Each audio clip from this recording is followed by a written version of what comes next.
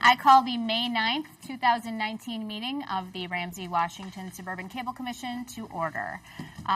Cindy, would you please perform the roll call? Randy LaFoy. Here. Lisa Reichfeld. Here. Jeff Heber. Here. Steve Bonin. Ginny Holder. Here. Amy Modine. Here. Karen Gatchford. Newton Smith. Scott Olson. Scott Dudek. Lori Polkovic. Here. Kevin Zabel. Jim Dustin. Here. Les Dom. Here. Ron Den. Here. Ruth Machad. Here. Beverly Friend. Here. Vicki Keating.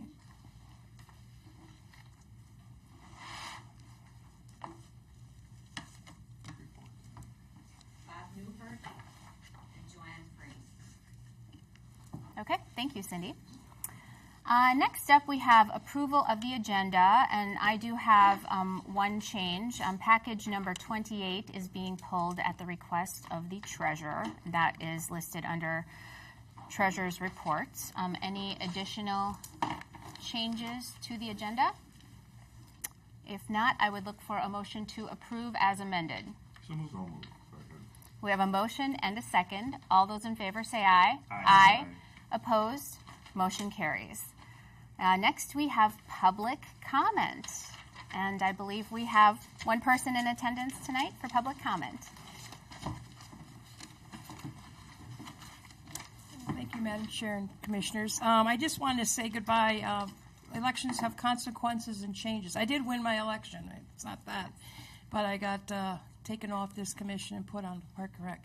But I wanted to say goodbye. I mean, we became, we met as strangers and we became friends. And I put in 8 years, and I thought I tried to make a difference. And I wish you all luck. And you're a good group of people. And it's a tough deal, but you provide a lot of things good for all our communities. So I appreciate all of you, and I just wanted to say goodbye, but not for good. I mean, maybe I'll show up once in a while. Okay, thanks, guys. Thank you, Candy.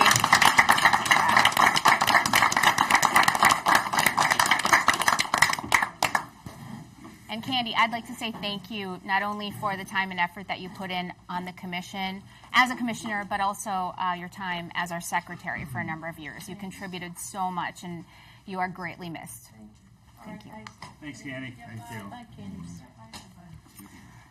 All right. Next on our agenda, we have our audit presentation, and we have Chris Knopik of Clifton Larson Allen here this evening. Good evening, Commissioners. My name is Chris Knopik with Clifton Larson Allen. Everybody should have a PowerPoint in your materials, and I'll probably spend the majority of my time on that, but please feel free to ask other questions if you've identified any as you read through your materials at all. But as we go through it, just go through some required communications that we have to do for the audit as far as auditing standards require. There is also a letter in your materials as well that'll actually detail everything out in great detail, but I will at least go over the high points on that. We will go through the audit results. We have a couple of real brief slides on some financial results, and we also have just a couple of key items at the end just to summarize it all. So, as far as required audit communications go, I did mention there is a letter in your information, but some of the highlights on there is just a reminder that our primary responsibility as your auditor is to provide an opinion on the fairness of the presentation of your financial statements. We provide reasonable but not absolute assurance as to those numbers. We do look at internal controls as part of our audit, but we do not provide an opinion on them. What we would do is if we identify any potential deficiencies, we would make the board and the commissioners aware of that. We do use a risk-based audit approach, which means we want to spend the majority of our time focusing on those areas what are considered the more risky areas for an organization. And then we also use the results of our internal control work, the risk-based analysis, to really determine the scopes and how much and what level of detail of testing we're going to be performing. We did perform the audit back in mid-February, and everybody with the commission that we worked with was very helpful and got us everything as we requested, so we didn't have any issues with obtaining proper information. In note one of the financial statements, we do outline the significant accounting policies for the commission. The one thing, if you do want to look at those and compare them year to year, there were no significant new accounting policies this year that were adopted, so the financial statements in both the current year and the prior year were generated off the same set of standards this year. There's also a reminder in there that we do, as part of the audit, look at the estimates that are just naturally involved in the financial statements. The most significant ones for the commission is going to be the useful lives of your capital assets, so how long is the equipment and everything that you have going to last, the accrued vacation and sick or the compensated absences, and then finally the net pension obligation is also an estimate. And our role in those is we look at those to make sure that they're properly supported and we're not noting any management bias in those numbers. This year we did have some adjustments that we made to the financial statements as part of what we've historically always done. It's helping to bring everything to make sure that they get to a full accrual basis for proper financial reporting. So nothing out of the ordinary as far as differences this year for that. We also do look at the financial statements to make sure that the disclosures that are in there are clear and concise and accurate and you're not missing anything. As I mentioned before, we didn't have any disagreements with management. We weren't aware of any consultations with other auditing firms or other independent accountants. And there was no other significant issues that were discussed as prior to us being retained as the auditors. And one of those things I always like to say is if you'd hear from us way before a public forum like this, if we did have any of those, so no news is good news when it comes to those items. As far as the actual audit results for the commission is receiving an unmodified, or you received an unmodified. That is a clean audit opinion. That's the highest level of assurance that an independent auditor can provide any organization. As I mentioned before, we did have one material weakness this year. It's the same as what we've always had in the past. It's the fact that CLA is used to help draft the financial statements. So nothing has changed in any internal controls or systems or processes. This is just to let you know that as auditors, we also prepared the financial statements. We also do look at Minnesota legal compliance, and through our testing for that, we did not identify any deficiencies or any exceptions as part of that as well. So that's a pretty significant undertaking. It's about 25 pages of questions we have to go through and then test those and make sure that they're properly supported. So no items there to note as well. As far as the actual financial results, this year the general fund, the fund balance did increase about $69,000. It covers just over 90% of your budgeted expenditures for the next fiscal year. The franchise fee this year actually decreased about 6%, or about $92,000, and your operating grant increased about $71,000, or 6%. So they increased and decreased about the same. Your general fund expenditures, overall, they decreased about $55,000 from last year. But when you start to exclude a few of those one-time things and looking at the redistribution payments and things like that, your expenditures over last year are actually a decrease of $226,000 if we eliminate the redistribution, because one, that's not budgeted for, and it can vary from year to year. But if we also back out the settlement with one of the past organizations, your expenditures actually increased about $86,000. So if we back out both the redistribution and the settlement that was accrued for in the past, it actually increased about $86,000 this past year. The general fund expenditures were under budget by about $492,000 this last year. The biggest driver of that was the delay in some capital items that were budgeted for during fiscal year 18. That was the biggest driver of why you're under budget. And then also in the past, there was just some other items with payroll and things like that, just timing of when positions were filled. So those were the biggest drivers for that. As far as the equipment fund balance this year decreased $266,000. Biggest driver of that was in the past there was a one-time transfer from the general fund over to the equipment fund last year, so that helped boost that up last year. The expenditures increased about $63,000. The big piece was it was kind of a couple of things. The drawdowns that the member municipalities actually decreased, those drawdowns that they can make on those, they decreased by about $69,000. But the Cable Commission invested about $123,000 into some additional equipment and things like that this year. And then the other thing to note this year that if you do happen to have last year's and you want to look at them, you'll know this year that we kind of formatted the financial statements, so the budget statements and those types of things actually mirror closer to how you budget internally as opposed to trying to put them into some arbitrary format of how they were historically. So you will notice that change this year as well. So that's all I had at this point, but I'm open to any questions anybody on the commission may have. Any questions or comments? Jim? Just a comment. As the treasurer, I'm very happy with the report and your work. I know that there was a little bit more work this year because of trying to match it, like you just talked about at the end, and also work that was done by Tim and Cindy to help you prepare this. So excellent job, and very happy to see the report. Thank you very much. And as I mentioned before, Tim, Cindy, and the rest of the staff that we work with here at the commission, very helpful. They get us things as quick as they possibly can, which always helps make everything run smoother. So. And I would echo Jim's comments and also mention that at our last Finance Committee meeting, we had an opportunity to go through the report and ask questions and discuss, and another great job. Thank you so much. Any additional questions or comments? Okay, thank you very much. Thank you.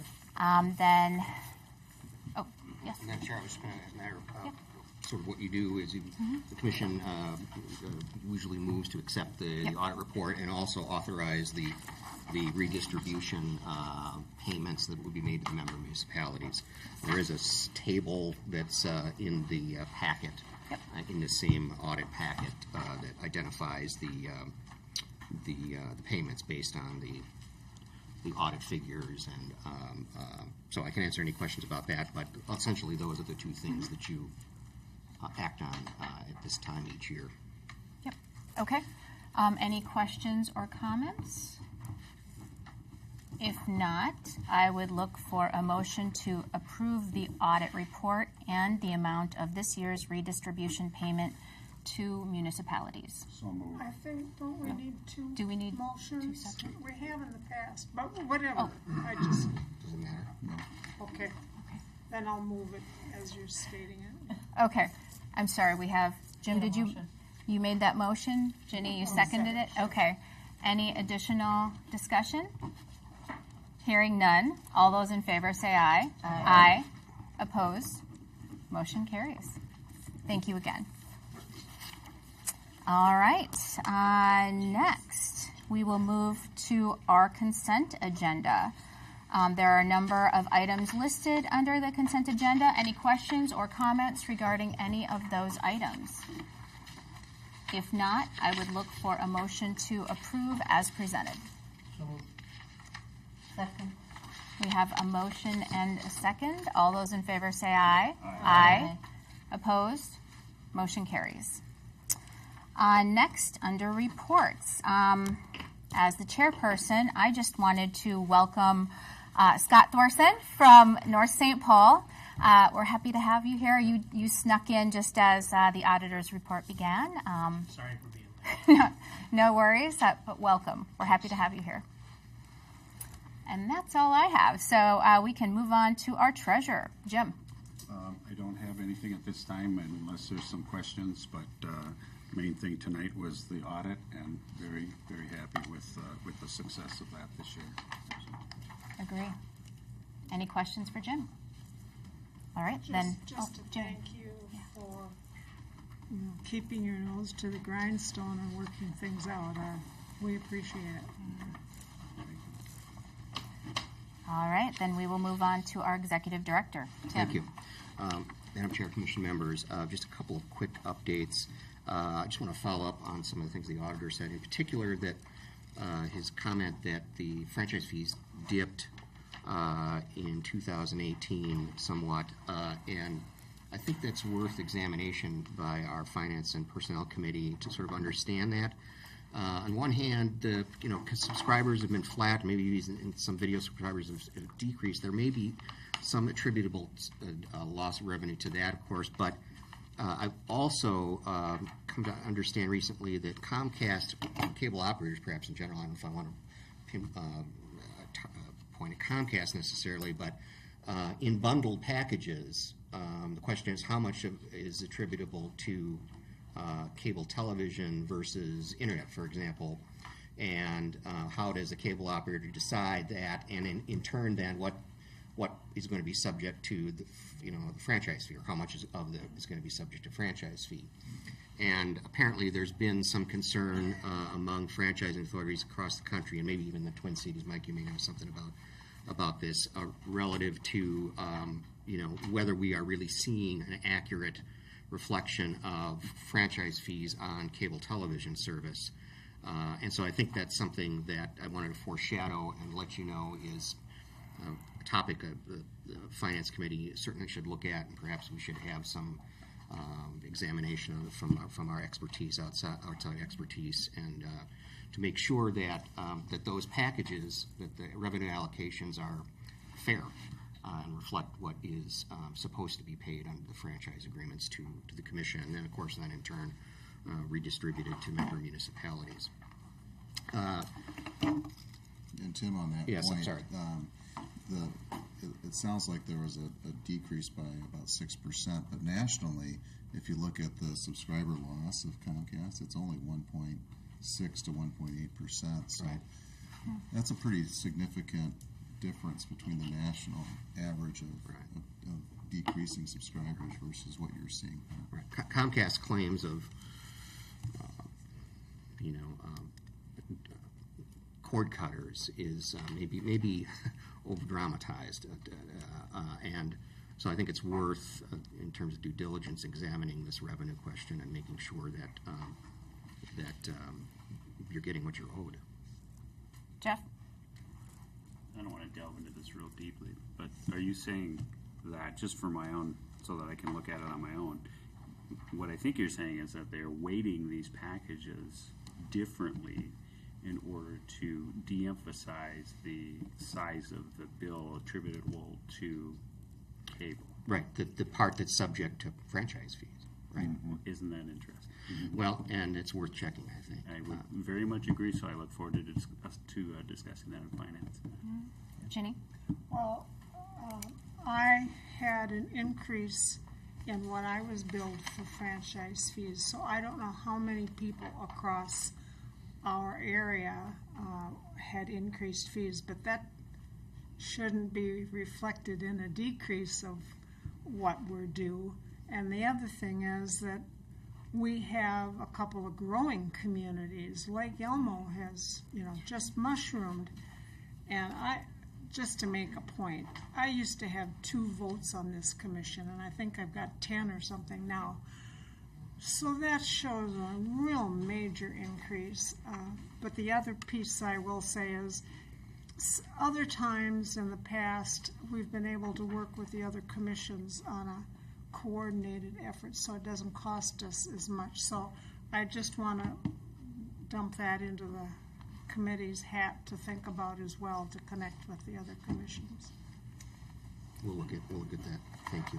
And Chair, I can give you some insight on that. Most of the other commissions are in the process of a coordinated review right now.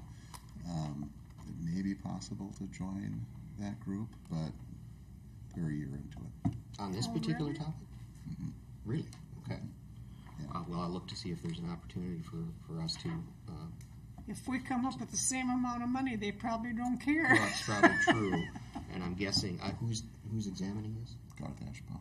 Okay. Is he looking at particular jurisdiction as a sample, or is he, I guess, is his review generic enough where it would stand to read? Their accounting policies are going to be universal, right, across the Twin Cities. So it seems to me that if his... Presumably. Okay. Well, let me research that and see if we can, if it makes sense for you to consider piggybacking on that. Yeah.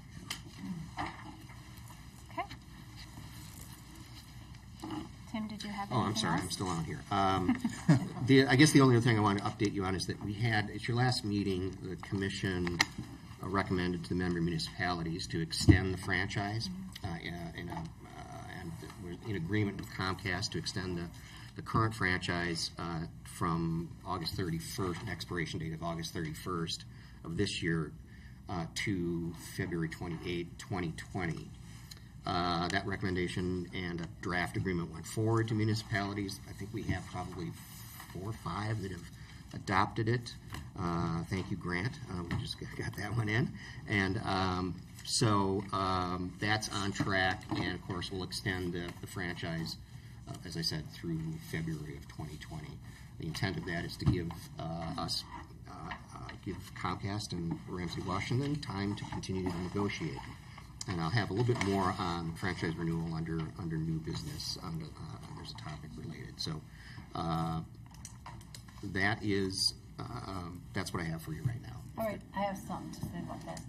I just want to say that I was real reluctant to vote for another extension to next February. I'm concerned that we're just extending, and it's not helping us. And so I hope that this can be resolved.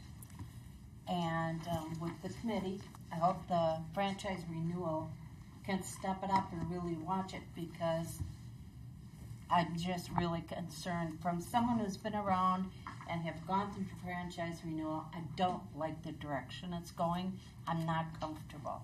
Okay? I'm just saying that to all of you, and I don't want to see it extended again. As the chair of the franchise committee, we've reached the end of our rope. Okay. Yep. And if I may, I believe that's why under new business we'll be discussing requests for RFP for franchise renewal. All right. So Perfect. Thank on you. it. Thank you, Bev. Ginny. I have a request of Tim regarding the equipment reimbursement program.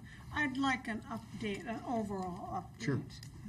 At our next meeting, so that we make sure. I know you bought cameras in a package, right? And I'd like to know what the situation is, because I think we need to look at that. Government service is our highest priority. Yes, as a matter of fact, I was going to ask, I had planned to, under the operations update, to have Jeffrey Wilson on our staff give you a quick update on where things are at in the different cities with telecasting replacement. What Right. Ginny's referring to is that we have allocated funds for each of our municipalities that do meeting telecasting, so that replacements and upgrades of the city equipment can take place. And if the auditor mentioned that there's been some drawdown of that because cities are doing those replacements. And so Jeffrey is prepared to give a bit of an overview to let you know sort of who remains and where things are at with each jurisdiction. So we can hopefully answer some questions there, Ginny. Thank you. Does that conclude your report, Tim? It does. Okay. Sorry. Very good. Thank you. Then we will move to operations update. Reports are in our packets, and as Tim mentioned, we will be hearing from Jeffrey Wilson. Commissioners, good evening. Just to give a quick update where we stand with upgrades for all of our city telecasting. Oakdale, Vadnais Heights, and White Bear Lake have been completed. Oakdale being the first, I think 2 years ago now. The rest we are trying to push through kind of as quickly as possible. North St. Paul has a proposal. Their city manager has everything. I think he's going to be putting it to their city council at their next meeting, is what his hope is from what I'm getting from him. So hopefully they will be moving forward in the next month or so. Birchwood and Matamidi I have met with and are working on building out their system to their needs, putting together a plan, and then I will meet back with them to kind of finalize, make sure everything is to their liking, and then move forward with purchasing equipment there. Waybury Township is one of the early ones I had met with, but with Bill Short's retirement, kind of got put on hold to their new city manager to kind of get up to speed before I slam him with, hey, let's buy some equipment. So hoping to get with them before too long. Lake Elmo, I'm actually meeting with next week to discuss updates. There's been a little back and forth with whether we should do some of it now with the new city hall plans, but I guess that's been pushed out several years. So we're going to go ahead and probably move forward with updating new equipment and then adjust as the new building. And then Grant is the only one I haven't contacted yet. They're on my list next to kind of make that initial meeting to figure out what we can do in that space. Any questions? Jenny? Are we looking at needing more money in that fund to accomplish a basic system for each of the cities?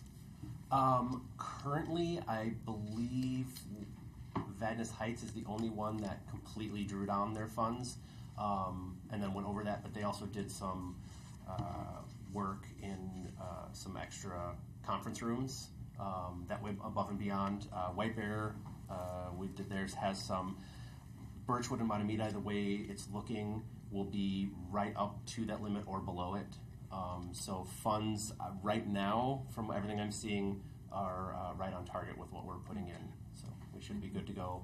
We can, readdress as we finalize some of those plans. But Well, it's just that the committee that oversees this has to prepare in advance for commission approval to move funds into that equipment program. So I don't want to wait until the end of 2019, preferably. I'd like to plan in advance of that. yeah, so far everybody's been Okay, under that's that great. target. Thank you. Any additional questions or comments? Okay, thank you. Thanks, Jeff. All right, then we will move on to committee reports. The minutes for 3 of our committees were in your packets, and then the minutes for 2 additional committees were on the table in front of you this evening. Any questions or comments regarding any of those minutes? All right, then we will move on to our attorney, Mike. Thank you, Madam Chair, and good evening, everybody. I'll just give a short update on just 2 or 3 things here. First is the FCC's further notice of proposed rulemaking on the Section 621 proceeding, which is the new way that the FCC is proposing to allow franchise fees to be calculated. You know now that the comments, the reply comments have all been submitted. Since that time, the National Trade Association for the Cable Industry has continued to file ex parte letters. I think they're up to 4 or 5 at this point, bringing up new legal arguments and new factual arguments with each one. NATOA staff has been in contact with the FCC, and the FCC staff has asked that NATOA help coordinate a kind of larger effort of kind of putting into one spot municipal arguments as to why the FNPRM should not be adopted, and our firm is helping with that effort, as are several other firms across the country. That'll probably be completed sometime here by the end of May. Okay. The FCC's wireless order that many of you have heard about is on appeal. That's in the Ninth Circuit now.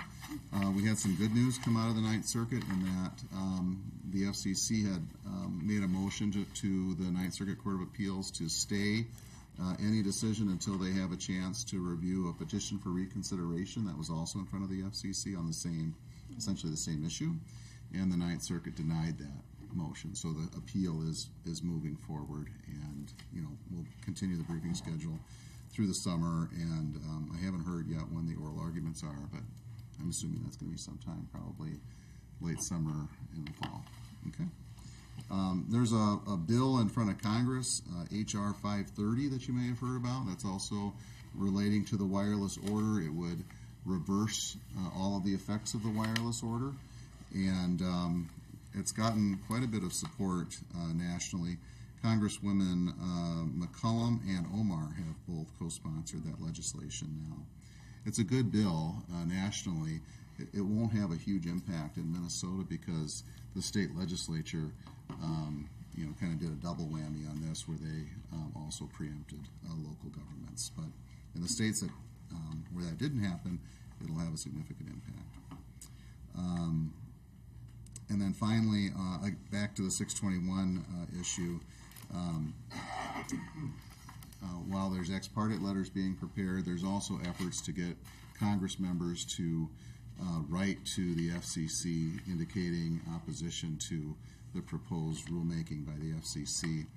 And I'm happy to report that Representative McCullum has sent a letter after several executive directors from her territory contacted her and asked her to do that, so she did. MACTA has also prepared a letter to the entire congressional delegation asking every member to submit a similar letter in that advocacy effort. And then finally, on local small cell ordinances, our firm did prepare a model standalone small cell ordinance, and if any of your member cities are interested, we have that and can talk to you more about that separate from the Cable Commission. And that's my report, Madam Chair. Thank you. Okay, any questions or comments for Mike? All right, thank you, Mike. Then we'll move on to, okay, we'll move on to Cable Company, and I don't believe we have anyone in attendance this evening from the Cable Company. So we'll move to unfinished business, nothing listed. Under new business, we have revised agenda format. And I'll start that one off. At our last executive committee meeting, which was held last month, we discussed revising the agenda sequence. And the executive committee recommends we change the order to call to order and roll call, followed by open podium, followed by approval of agenda and telecast, followed by the items of business as approved. Any questions or comments? If not, I would look for a motion. So moved. Second. We have a motion and a second to approve. Further discussion? Hearing none. All in favor say aye. Aye. Opposed? Motion carries. Next, we have a request for RFP for franchise renewal. Tim. Yes, Madam Chair, Commission members, what you have in front of you is a recommendation from your executive committee, and I think it's also supported by members of the Legal Policy Committee as well, to begin preparation of a request for proposal that may be used within a possible formal renewal process. Right now, this has to do with franchise renewal, and you are right now negotiating in an informal basis. And there have been some extensions in order to continue to facilitate that informal discussion. But if those aren't fruitful in producing a proposed deal by a certain point, then you are in effect having to move into what's called the formal process, which it becomes a timed thing. You issue an RFP. There's a certain amount of time for Comcast to reply. Then once you receive it, there's an evaluation. There's a whole timing sequence that goes along with that. And the thought is that with this most recent extension to February 2020, and the Commission's concern about continued sort of just not really making progress, that you should have at least start the process, not the process, but preparing for it by developing an RFP. The RFP is also the development of an RFP is based on the due diligence that you've already done in the form of the needs ascertainment report, and that's that big report that's still on our website. That's got a link to it, and you develop from that a specifications for a franchise, and that becomes something that's issued. Your needs assessment, by the way, the process is still open. The official, you haven't officially closed that. You have a report, and there's still presumably opportunity for the public to comment on franchise renewal between now and whenever you do close that. But in the meantime, there's nothing wrong with preparing a draft that can be examined and looked at, and you have it ready to go because in order to really accomplish the formal process, you need to start that at least 6 months before, ideally, or even before then. So if you approve this tonight, which is recommended and budgeted, by the way, you have a fund reserved for franchise renewal, and so this was contemplated. If you approve this tonight, I think you could hopefully look at a draft document even at your next meeting, but you'd be delegating kind of the development responsibility to the Legal and Policy Committee as well. Of course, there'd be staff and our outside experts helping us with this as well. So that's the recommendation, is to move forward into this phase. Jeff? A couple of things. Randy, you're chair of that renegotiation, is that correct? Correct. Yeah, and what are your thoughts on this, and do you think it's time to move forward with this? Yep. Yeah, Yep. you had Yep. mentioned something earlier about reaching the end of a rope. Yeah, I've talked to other, one of my coworkers is from another cable commission, and it's the same thing. There's a stall, divide. We're So, gonna- so it's a sort of a foot dragging process where they're trying to divide the commissions. And, okay. That's what I'm seeing, yes. Yes, yeah. So I think it's time to get ready to go. Okay. One other question, if I might, quickly. We're spending $25,000 on this for an RFP to identify. We've already had our needs assessment. We know what that is, so we're going to prepare an RFP. And I would assume that while needs assessments do tend to get stale, and we've had to redo those before, this is going to carry us through this entire process. We won't spend this $25,000 again. No, unless somehow miraculously in the process of developing this, Comcast came through with something. Okay, to and you then we that need was- to modify it, and perhaps we could add on to it. But It's conceivable you could have some formal deal that you come to simultaneously with developing this RFP. and But it you becomes wouldn't a have- sunk cost, but we had to, per Andy and probably Karen as well, Yeah. we need to start on this. Yeah, you're doing this once. Okay. Is the short answer. Okay, thanks. That's all I have. Any additional questions or comments? Will we proceed with getting an RFP? Second. Okay, we have a motion and a second. Further discussion? Hearing none. All those in favor say aye. Aye. Opposed? Motion carries. Next, under other business, we have Ginny Holder, secretary nomination. Tim, would you like to start us off? Well, sure. This is a recommendation from your Legal and Policy Committee. They met and have recommended to nominate Ginny Holder to fill the vacancy created when Candy Peterson left the commission in the secretary position. That would be for the remainder of the 2019 term. So that's the recommendation from your Legal and Policy Committee. I sort of did a survey or issued canvass the commission members and to find out about interest, and Ginny was the one who came forward. So it was an easy choice, I gather, by the renewal franchise, by the Legal Policy Committee. So I make the motion to nominate Jenny Holder to be our secretary. Second. Okay, and I believe we also should open up for additional nominations from the floor. Any additional nominations? Okay, so we do have a motion and a second to nominate Ginny Holder. Further discussion?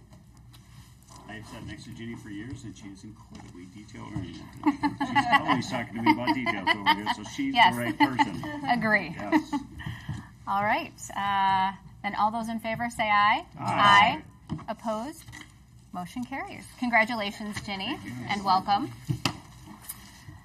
And that concludes our agenda, so at this point, I would look for a motion to adjourn. Second. We have a motion and a second. All those in favor say aye. Aye. Opposed? Motion carries. Thank you and good night.